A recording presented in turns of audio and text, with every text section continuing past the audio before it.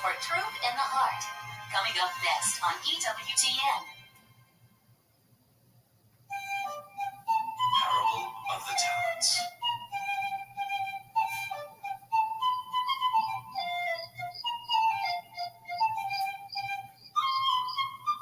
Jesus, you often tell us about the kingdom, but how can we enter it?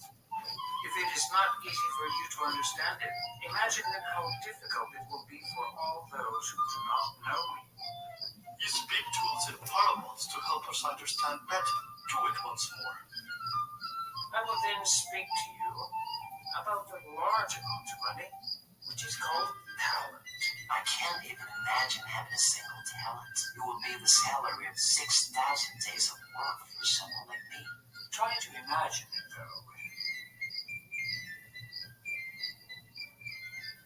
A very, very rich man was preparing for a long journey. Worried about his fortune, he called some of his most faithful servants.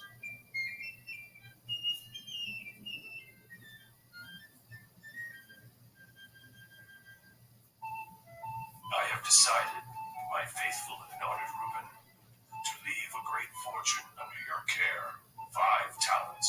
On my return, you will have to give an account of them. Trust me, I will manage your money wisely.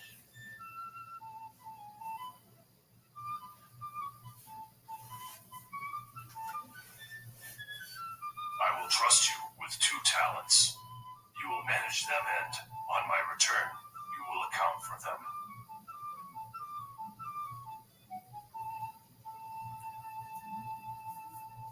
You will have to manage 1 talent. The first servant worked hard to get a good profit out of the 5 talents his master had entrusted him.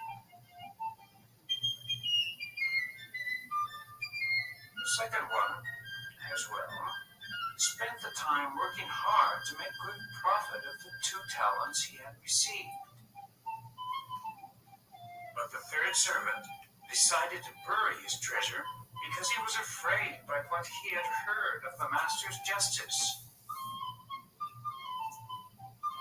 A long time passed, and finally, after his long journey, the rich man came back home.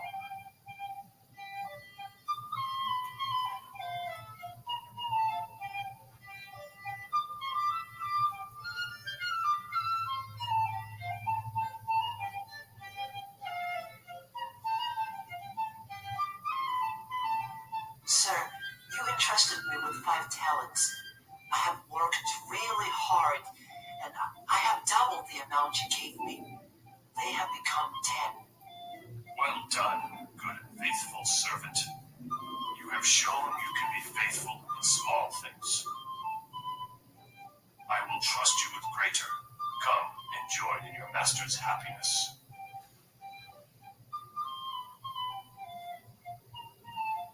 Sir, you entrusted me with 2 talents. I have worked hard, and here are 2 more talents that I had made. They have become full. Well done, good and faithful servant. I will trust you with greater. Come and join in your master's happiness. Sir, I had heard that you were a hard man, so I was afraid that I went off and hid your talent in the ground. Here it is. It was yours. You have it back. You wicked and lazy servant. Take the talent from him and give it to the man who has 5 talents. To everyone who has, more will be given. Lord, I find your teaching very clear. Very clear. But I'm concerned about my future. Why? Tell me what's on your mind. What's troubling you? We who know you now, and those who will know you in the future, will have received more than the rest. So this means that you will expect more from us. Yes. But if you use the talents that you have been given and trust in the mercy of God, you shall enter the kingdom.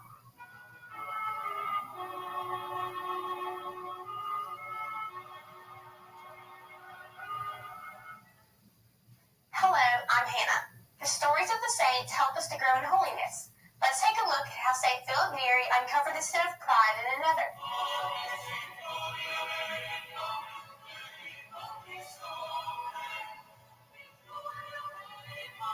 Stories of the Saints. St. Philip Neri and the Shoes of Meekness. One day, the Pope asked Father Philip to visit a nun famous for her great holiness. The Holy Father wanted to know if she was or wasn't a saint. Father Philip obeyed and went to visit the nun on a very rainy day. When they met together, he asked her to take off his shoes and clean them, for they had become quite muddy on his journey to see her. She backed away in horror and said, "Oh, I'm astonished that you dare ask such a thing of me." Father Philip remained silent and, standing up calmly, left the convent and returned home. When in the presence of the Pope again, he said, "Blessed Father, that nun certainly isn't a saint. She lacks the essential virtue of humility, and where there is no humility, there is no sanctity."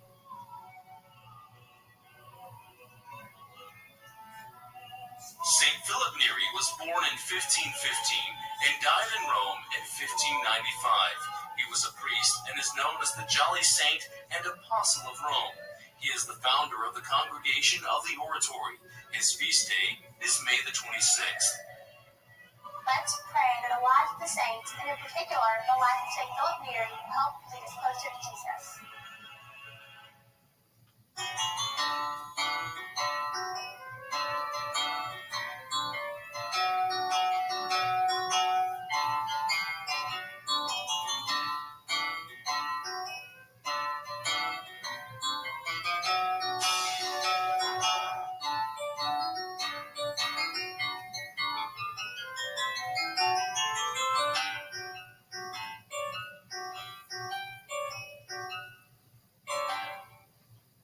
Professor Nigel Know-It-All here with another Scripture Safari. Today's domestic goats can be traced back to the wild Greek goat, still found on a few islands in the Mediterranean. Their hair was used to make cloth, and their milk was used for drinking and making cheese. Mother goats, called nannies or does, can have as many as 5 babies at a time, but they usually have twins. Baby goats are called kids, and most are kept for their milk and wool. Goat milk is very good and very good for you. But each breed gives milk with a different taste. But why are goats mentioned so often in the Bible? Well, goats were quite common in that time.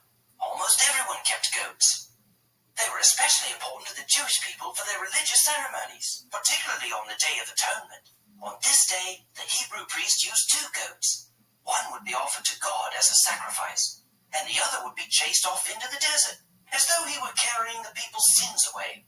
This goat was called a scapegoat. Like sheep, goats were grazing animals. Shepherds often kept goats and sheep together, and they were separated only when necessary. Although sheep and goats can look a lot alike, the shepherd knew them apart and could separate them rather easily. Jesus uses this picture to show how God will divide people on the Day of Judgment. Matthew 25 says, "When the Son of Man comes in his glory, he will separate them one from another, as a shepherd separates the sheep from the goats." Matthew goes on to say that the sheep, which represents God's good and faithful servants, were put on the right hand, and the goats, which represent the unfaithful, were put on the left hand. Right now in this earthly life, the faithful and the unfaithful